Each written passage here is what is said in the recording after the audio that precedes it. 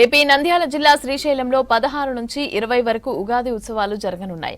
దీనిపైన ఆలయం ఈవో శ్రీనివాసరావు దేవస్థానం అన్ని విభాగాల సిబ్బందితో సమీక్ష సమావేశాన్ని నిర్వహించారు. ఉత్సవాలకి ముందుగానే క్షేత్రానికి భక్తులు వస్తున్నారని, ఎటువంటి అసౌకర్యాలు కలగకుండా ఏర్పాట్లు చేయాలని చెప్పారు. అన్ని శాఖ అధికారులు సమన్వయంతో విధులు నిర్వహించాలని ఆదేశించారు ఈవో.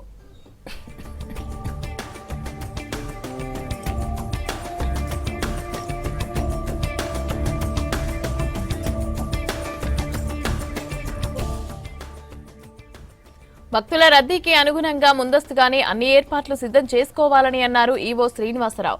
దర్శనం క్యూ లైన్లలో, క్యూ కాంప్లెక్స్లలో మంచినీరు, అల్పాహారం నిరంతరాయంగా కొనసాగాలని అన్నారు.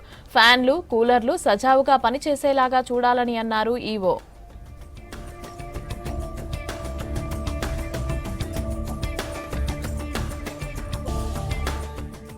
అన్నదానం జరిగే ప్రాంతాలలో అవసరమైన చోట్ల భక్తులు సేద తీరేందుకు పందిళ్లు వేసి లైటింగ్ ఏర్పాటు చేయాలని అన్నారు.